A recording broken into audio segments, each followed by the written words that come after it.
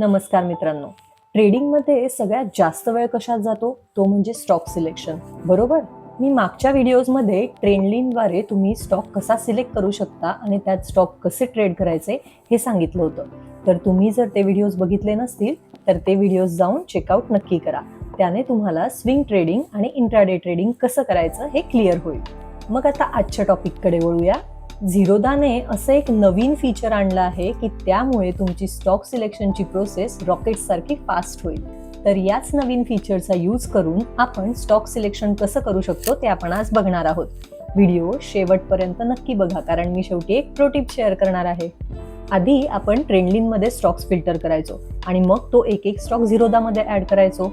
आता आपल्याला झिरोदाने असं फीचर दिलं आहे की त्यामुळे आपण एका क्लिकमध्ये हे सगळं होणार आहे. यासाठी आपण झिरोदाचं काईट ॲप ओपन करूया. डॅशबोर्डवर क्लिक केल्यावर तुम्हाला इथे दिसतंय top gainers Nifty 500, top losers Nifty 500. आता हे टॉप गेनर्स बाय डिफॉल्ट तुम्हाला दिसत आहे, हे निफ्टी 500 मधले आहे. जर तुम्हाला दुसरं फिल्टर वापरायचं असेल तर तुम्ही इथून top losers, high volatility stocks, 52 week high breakout, 52 week low breakout, near 52 week high असे वेगवेगळे फिल्टर्ससुद्धा सिलेक्ट करू शकता. तर आता आपण बघूया की हा हॉरिझॉन कसा चेंज करायचा.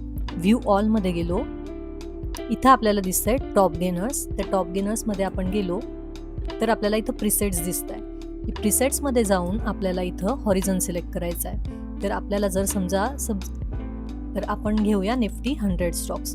निफ्टी 100 स्टॉक्समध्ये तुम्हाला इथं दिसतील आजचे टॉप गेनर्स निफ्टी 100 मधले. त्यानंतर तुम्ही टॉप लुझर्स बघू शकतात, हाय व्होलॅटिलिटी स्टॉक्स बघू शकतात.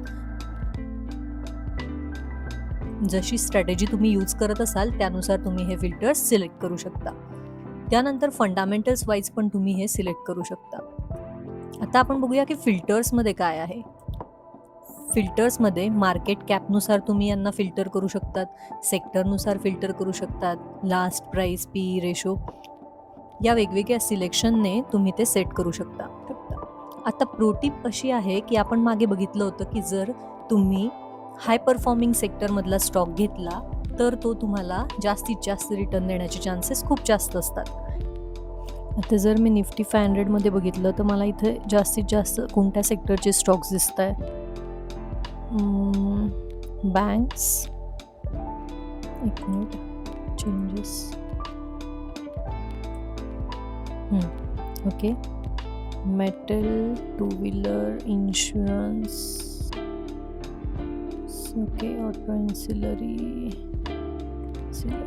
ओके, ऑटो एन्सिलरीचे 3-4 स्टॉक आहेत. मग आपण इथं जाऊया फिल्टरमध्ये, सेक्टरमध्ये जाऊया, ऑटो एन्सिलरी आणि सेव्ह करूया. आता ऑटो एन्सिलरीमधले माझे स्टॉक्स आलेले आहेत.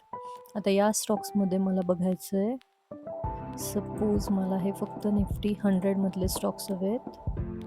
ओके, तर 2 स्टॉक आलेले आहेत. या 2 स्टॉकमध्ये मी बॉशचा चार्ट बघणार.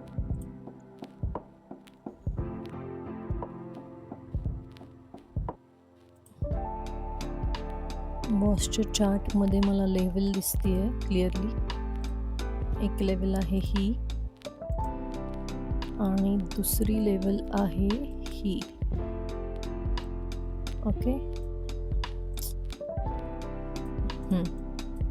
जर मी 5 मिनिटवर गेले तर आज बॉसचा स्टॉक बघा इथं ओपन झाला होता.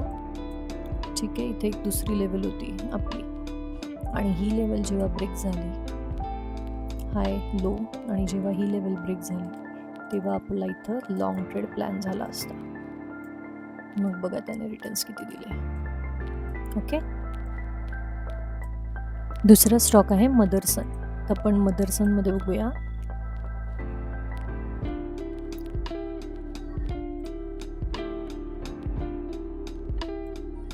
मदरसन ओपन झाला होता इथं.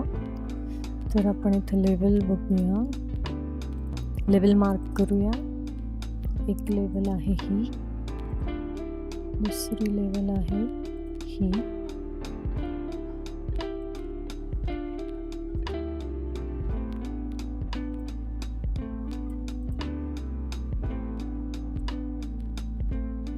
आता आपण बघितलं की इथं मदरसन ओपन झाला होता, त्यावेळेस त्याने एवढी रॅली केली आणि एक्झॅक्ट लेवल जवळ रेझिस्टन्स घेत होता.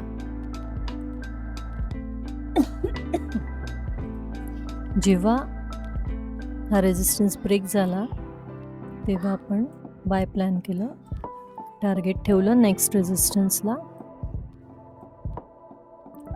1:2 टार्गेट. अशा प्रकारे आपण ट्रेड प्लॅन करू शकतो. व्हिडिओचा कंटेंट जर युजफुल वाटत असेल तर आत्ता कमेंट बॉक्समध्ये युजफुल टाईप करा.